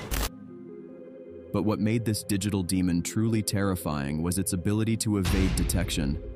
Like a ghost in the machine, it slipped past the most advanced security measures without raising a single alarm. The Linux variant of Play ransomware showed 0 detections in VirusTotal. VirusTotal, a collaborative platform used by cybersecurity professionals to detect malicious content, had been rendered blind to this new threat. The ransomware's behavior was a carefully orchestrated dance of destruction. First, it performed an ESXi environment check, a sinister reconnaissance to ensure it was in the right hunting ground. The sample runs ESXi-related commands to check that it is running in an ESXi environment before performing its malicious routines. Otherwise, it will terminate and delete itself. But the true horror was yet to unfold. Once the ransomware confirmed its target, it unleashed a series of commands that would make any system administrator's blood run cold. We also found a series of shell script commands that the sample executes once it is running in an ESXi environment. The command below is responsible for scanning and powering off all virtual machines found in the environment. It was as if the ransomware was turning off the lights in a house, one by one, leaving its victims in total darkness. With its prey helpless and blind, the ransomware moved in for the kill. Once the ransomware executes the series of ESXi-related commands, it proceeds to encrypt virtual machine files, including virtual machine disk, configuration, and metadata files. The researchers continued, their words painting a picture of digital carnage. The encryption process was like a virus spreading through a body, corrupting every cell it touched. But the ransomware wasn't content with mere destruction. It left its mark, a chilling signature that would haunt system administrators for years to come. After completing the process, most of the encrypted files inside the guest operating system Ubuntu, as an example, are appended with the file extension .play. This wasn't just an attack. It was a twisted game, with the ransomware declaring play on every file it touched. And as if to twist the knife further, the ransomware left a final, mocking message for its victims. It will also drop a ransom note in the root directory, which is also displayed in the login portal of the ESXi client. This digital specter had not only invaded the system, but now stood at its very entrance, demanding tribute from all who dared to enter. As the cybersecurity world reeled from this new threat, one question lingered in the air like a toxic mist. If this variant of Play ransomware could slip past our defenses undetected, then chances are many more could too. As Trend Micro peeled back the layers of Play ransomware's malevolent code, they stumbled upon a connection so chilling, it made their blood run cold. Like finding a hidden door in a haunted house, they discovered a link to a shadowy figure known only as Prolific Puma. While investigating this Play ransomware sample, Trend Micro also found that the ransomware gang uses the URL shortening services provided by a threat actor tracked as Prolific Puma. Prolific Puma. A name that sent shivers down the spines of cybersecurity experts. This wasn't just another hacker. This was a mastermind of digital deception. Prolific Puma is known to generate domain names using a random destination generator algorithm. It's called RGDA, but the RGDA was just the beginning.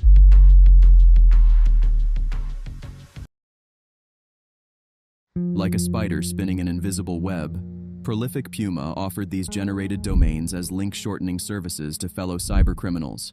It was a digital marketplace of mayhem, where phishing schemes, scams, and malware were traded like contraband. As they delved deeper into the shared infrastructure between Play ransomware and Prolific Puma, the horror of the situation became clear. These weren't isolated incidents. This was a carefully orchestrated symphony of cyber terror. Black box analysis shows that the backdoor was observed connecting to the following IP address. This IP address also resolves to various domains associated with Prolific Puma. The pieces of the puzzle were falling into place, revealing a picture more terrifying than anyone could have imagined. Play ransomware wasn't just a lone wolf. It was part of a pack, a digital ecosystem of malice that stretched far beyond what anyone had anticipated. As the researchers stared at their screens, the full implications of their discovery sinking in, one thought echoed through their minds. In the vast, dark forest of the internet, Prolific Puma and Play ransomware were not just predators. They were apex predators, evolving, adapting, and always one step ahead of their prey. The question now wasn't just how to stop Play ransomware, but how to dismantle an entire underground network of cyber threats. As the night grew deeper and the screens glowed with the evidence of their discovery, the researchers knew one thing for certain: the real battle had only just begun. As the story unfolds, we find ourselves facing a threat far more insidious than we first imagined. The Play ransomware gang's Linux ESXi VM locker was merely a variant in the grand symphony of cyber devastation.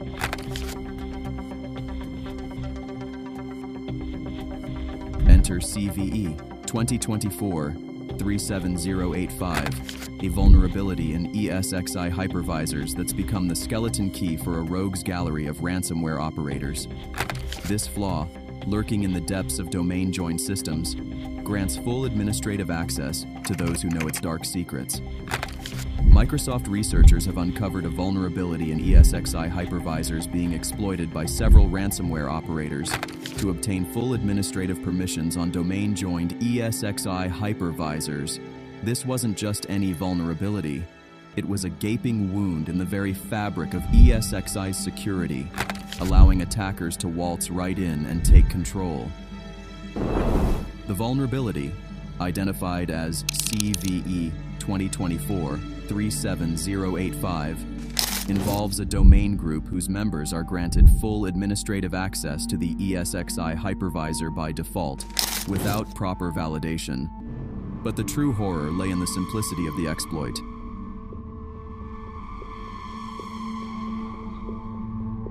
Three methods, each more insidious than the last, allowed these digital intruders to slip past the guards and into the heart of the system. First, the attackers could add the ESX admins group to the domain and add a user to it. It was like leaving a spare key under the doormat, but this key opened every door in the building. Second, They could rename any existing group to ESX admins and add a user or use an existing group member. This was akin to changing the locks, but giving the new keys to the burglars. Third, and perhaps most chilling, was the ESXi hypervisor privileges refresh. This method allowed the attackers to simply wait for the system to reset its own defenses, leaving it wide open for exploitation.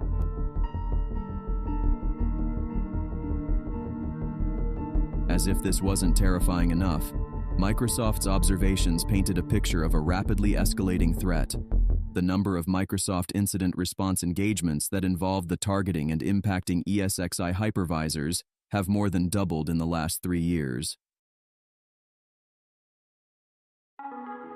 But why were these ESXi hypervisors becoming such prime targets for ransomware operators? The answer was as simple as it was terrifying. ESXi is a popular product in many corporate networks. These hypervisors could be convenient targets if ransomware operators want to stay under the Security Operations Center's radar, because many security products have limited visibility and protection for an ESXi hypervisor. It was the perfect storm. A vulnerable target, difficult to protect, with the potential for massive impact. Encrypting an ESXi hypervisor file system allows one-click mass encryption. As hosted VMs are impacted, painting a picture of digital devastation on an unprecedented scale. As the cybersecurity world grappled with this new threat, one question loomed large. In this ever-evolving landscape of digital threats, could our defenses ever truly keep up?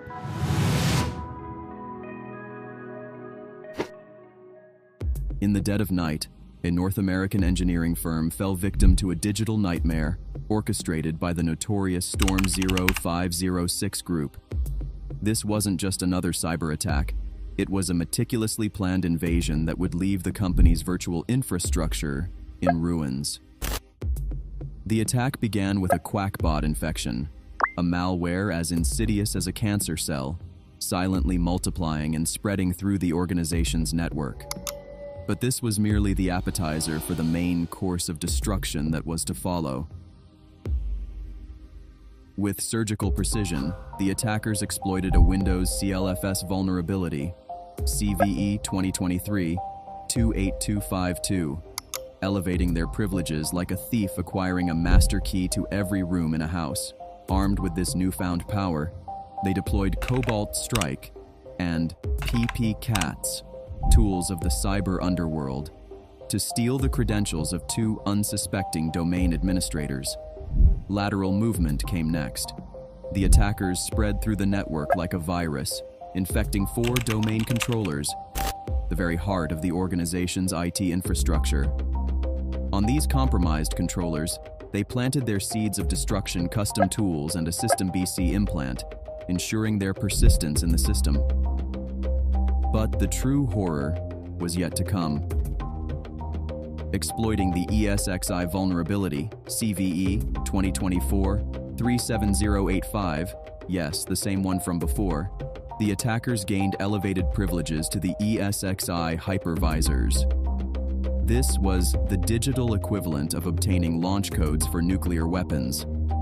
With this level of access, they created an ESX admins group in the domain and added a new user account to it.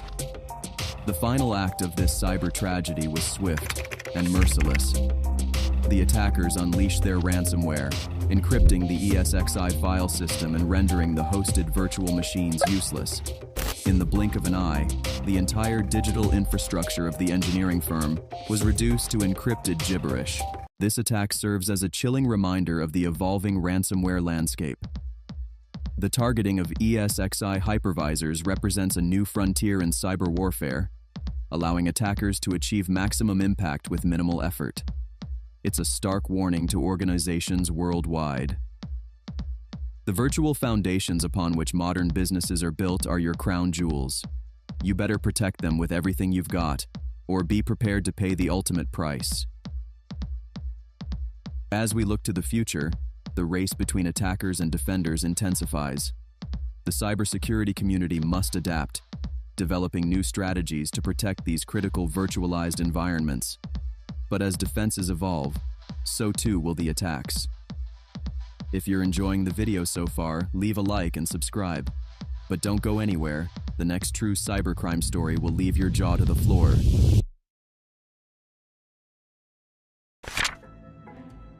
There is a Chinese hacking group that was born sometime around 2012. They would soon come to be known by many names and are currently tracked publicly as Storm Bamboo, Evasive Panda, Daggerfly, and Stormcloud. These hackers, originating in the vast landscapes of China, were not content to haunt just their homeland. No, their ambitions stretched far beyond, like tendrils of mist creeping across borders. They set their sights on a tapestry of nations, each a potential treasure trove of secrets. Imagine, if you will, the bustling streets of Hong Kong, where East meets West in a dance of commerce and culture. Here, amid the neon lights and towering skyscrapers, our hackers wove their invisible web. In Macau, where fortunes are won and lost in the blink of an eye, they lurk, their presence unfelt, but ever present. But their reach extended even further, across the seas to Nigeria. Here, too, these hackers found fertile ground for their activities. And in Southeast and East Asian countries, from the bustling markets of Bangkok to the high-tech corridors of Singapore, they left their invisible footprints. Now you might wonder, what is this cyber espionage they engaged in? Think of it as digital spying. These hackers, they're like unseen thieves in the night. But instead of breaking into homes, they break into computers and networks. They're after information, secrets that governments and big companies keep locked away in digital vaults.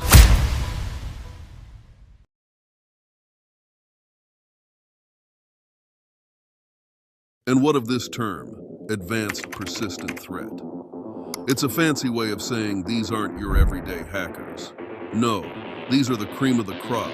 The ones who stick around like a bad cold, always finding new ways to sneak in when you think you've locked all the doors.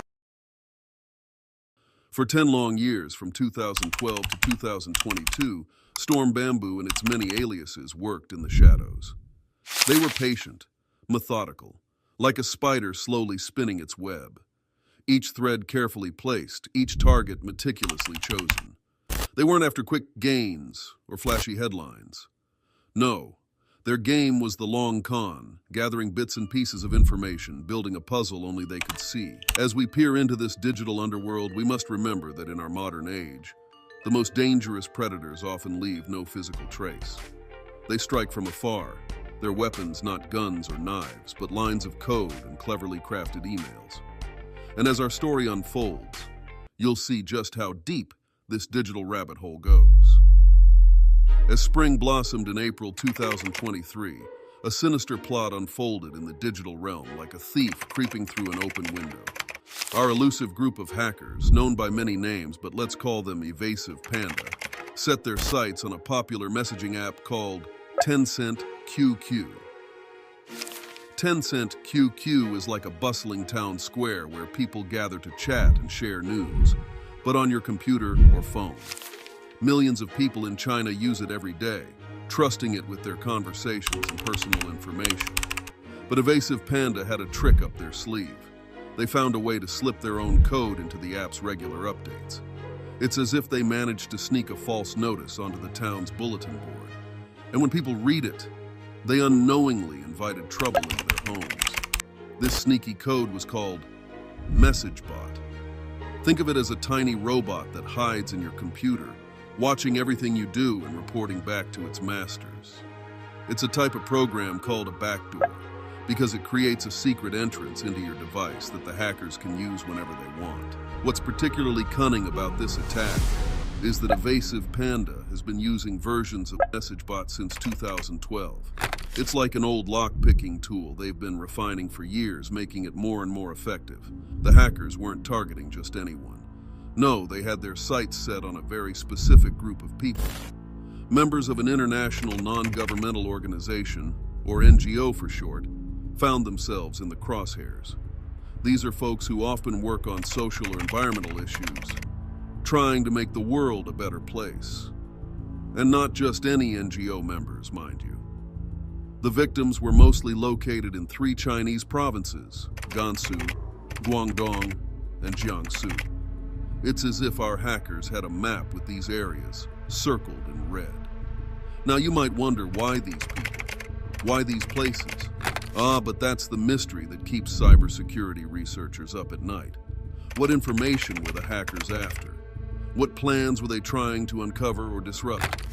As the researchers who discovered this attack pieced together the clues, they realized they were looking at something bigger than just a random act of cybercrime. This was a carefully planned operation, a digital heist targeting specific information. And so, as spring turned to summer, the cybersecurity world buzzed with this new revelation.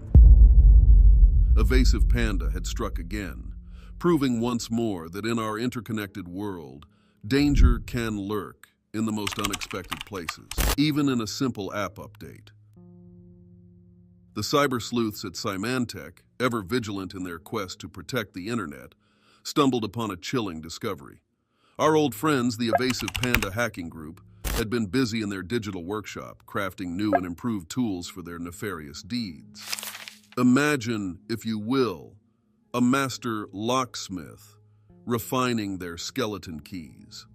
That's what Evasive Panda had done with their malware. They'd created new versions of 2 particularly nasty programs, Macma, designed to slip into Apple computers, and Nightdoor, built to creep into Windows machines. These weren't just simple updates, they were full-blown evolutions of their digital breaking and entering tools. Now, you might wonder, what makes these new versions so special? Well, let me paint you a picture. Think of Macma and Nightdoor as twin siblings, raised in the same household but each with their own unique talents. They share a common foundation, a shared library of code, if you will. This shared code is like a Swiss Army knife for hackers, packed with useful tools.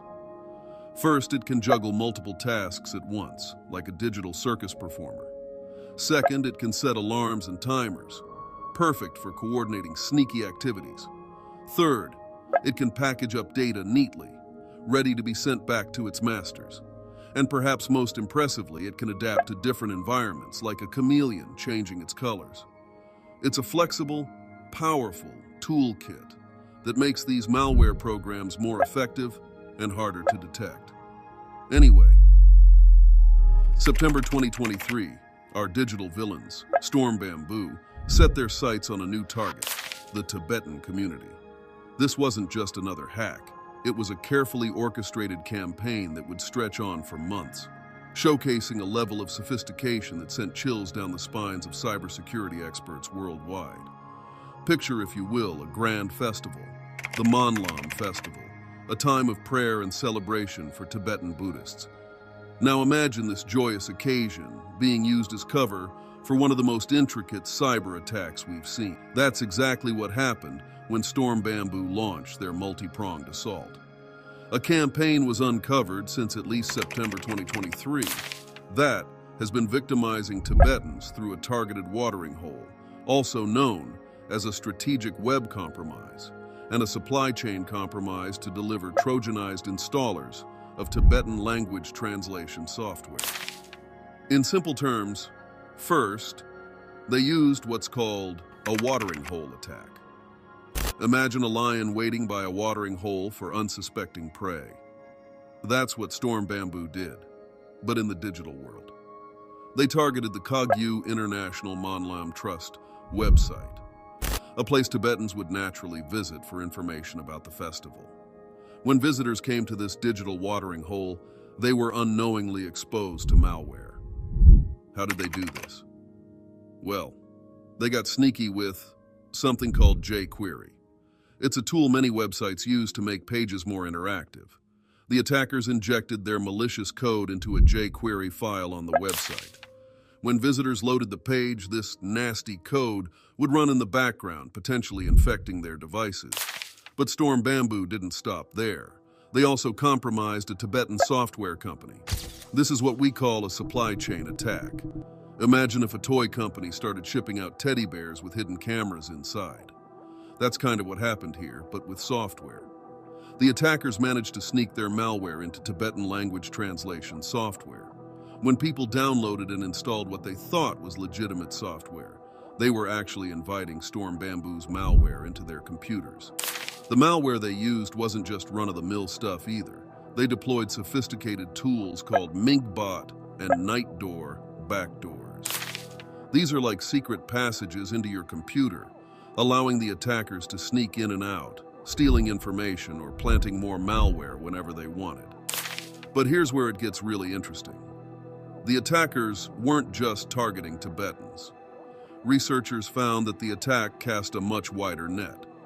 It was discovered that the attackers targeted users in India, Taiwan, Hong Kong, Australia, and the United States. This wasn't just about spying on one community, it was a global operation.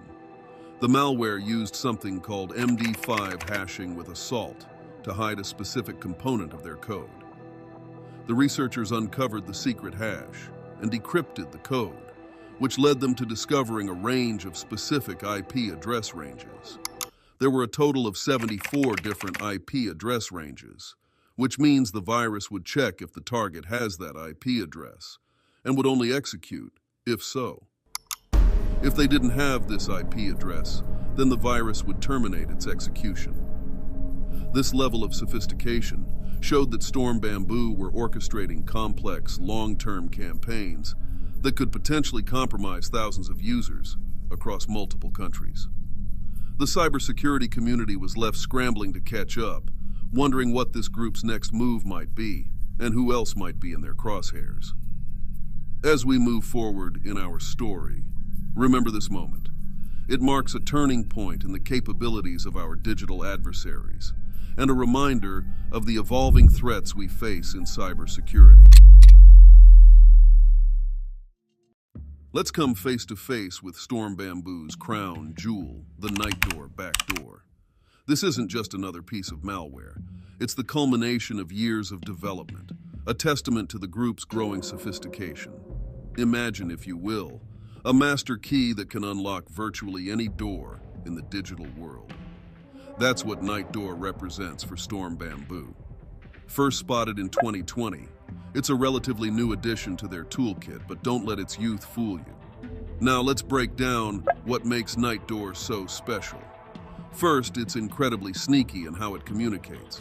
The researchers found that the backdoor communicates with its CNC server via UDP, or the Google Drive API. In simple terms, it's like having two different phone lines to call home.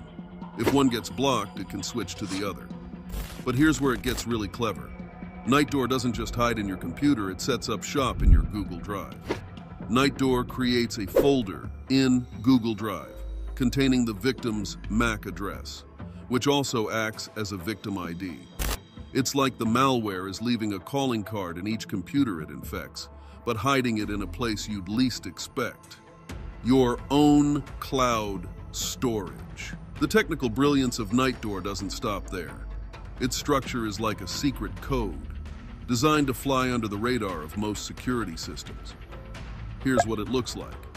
Now that might look like gibberish to most of us, but each part has a specific meaning. 1, 2.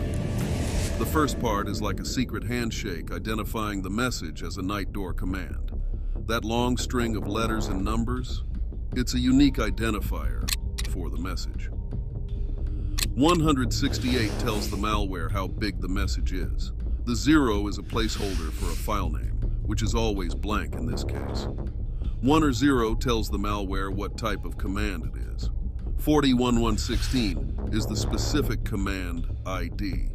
Another 0 is for something called quality of service. And that string of zeros at the end, that's where the victim's unique computer ID would normally go. What makes Nightdoor particularly dangerous is its versatility. It can work on different types of computers and adapt its behavior based on its environment. The discovery of Nightdoor marks a turning point in this true cybercrime story. It shows that Storm Bamboo isn't just another hacking group. They're innovators in the world of cyber espionage. With tools like Nightdoor at their disposal, they've elevated their game to a new level of sophistication and danger. In cybersecurity, today's cutting-edge threat can quickly become tomorrow's standard operating procedure. Nightdoor represents not just Storm Bamboo's current capabilities, but a glimpse into the future of cyber threats we all might face. Now, most recently, in August 2024, what are these Chinese hackers up to? Picture, if you will, a bustling digital city. At its heart lies an internet service provider, or ISP, a grand central station of sorts, directing the flow of data to countless homes and businesses.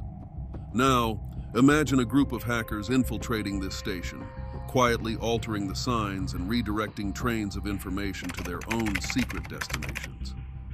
This, dear viewers, is precisely what Storm Bamboo, our elusive hacker group, managed to achieve. It's as if they'd found a way to contaminate the water supply of our digital city, but instead of water, they were tainting the very updates meant to keep our devices safe and functional. But how did they pull off such a brazen attack? The answer lies in a vulnerability as old as the internet itself. You see, many software updates travel over something called HTTP. Think of it as an unsealed envelope carrying a message. Storm Bamboo found a way to intercept these envelopes and replace the contents with their own malicious code. Users downloading genuine software updates were receiving the malicious HTTP internet traffic packets. The computers receiving these updates had no way to tell the difference. One of the applications caught in this devious trap was 5K Player, a popular media player. Every time someone started this app, it would check for updates. The app binary automatically checks if a new version of YouTube DL is available. This routine check, meant to keep the software up to date and secure, became the very avenue through which Storm Bamboo spread its digital poison. The malware they deployed in this campaign was not just one flavor, but two: MACMA for Apple computers and Pokastic, also known as MG-Bot for Windows machines. These digital intruders, once installed, could spy on users, steal information, and even take control of the infected devices. This attack marked a significant escalation in Storm Bamboo's activities. No longer content with targeting specific applications or organizations, they had now compromised a fundamental piece of internet infrastructure. It was as if they'd gone from picking individual locks to stealing the master key for an entire building. The implications were staggering. Anyone using services provided by this compromised ISP was potentially at risk. It didn't matter if you were a large corporation, a small business, or just someone checking their email at home. If you were connected to this ISP and downloaded an update, you might have inadvertently invited Storm Bamboo into your digital life. As news of this attack spread, there was concern throughout communities.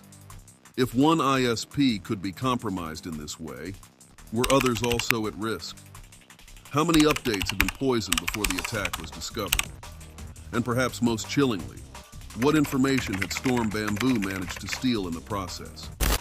For now, the ISP that was compromised is unknown. You that are watching right now, listen to me quickly. Just remember this moment. This represents not just an escalation in Storm Bamboo's capabilities, but a reminder of the vulnerabilities that lie hidden in the systems we rely on every day.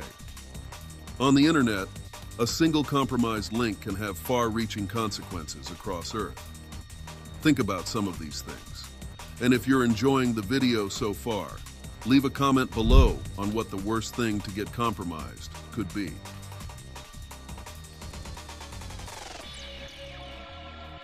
The heroes of our story.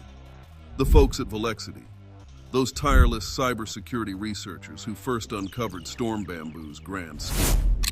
They didn't just sit on their discovery. No, they rolled up their sleeves and got to work. Volexity reaches out to the compromised internet service provider.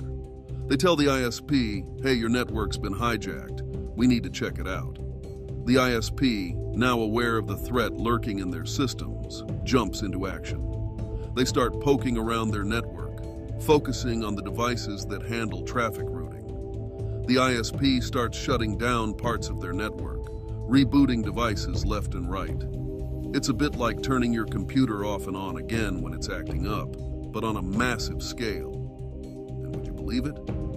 As soon as they did this, the DNS poisoning, that's the trick Storm Bamboo was using to redirect internet traffic, stopped dead in its tracks.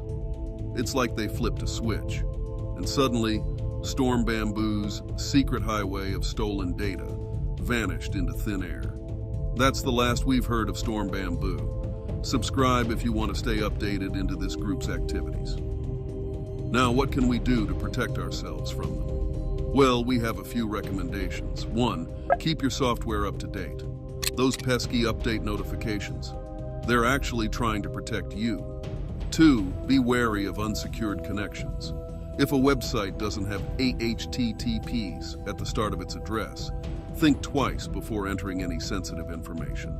3, use strong, unique passwords for each of your accounts. Use a password manager, it's 2024 guys. 4, be cautious about what you download, even if it seems to come from a trusted source. 5, consider using a virtual private network or VPN to add an extra layer of security to your internet connection. Remember, in the digital world, we're all in this together. Every device, every network, every user is a potential target. In the end, it's not about eliminating all risks. That's impossible in our connected world. It's about being prepared, being smart, and being resilient. Because in this ongoing game of digital cat and mouse, we're all players, whether we like it or not. So, my friends, stay safe out there.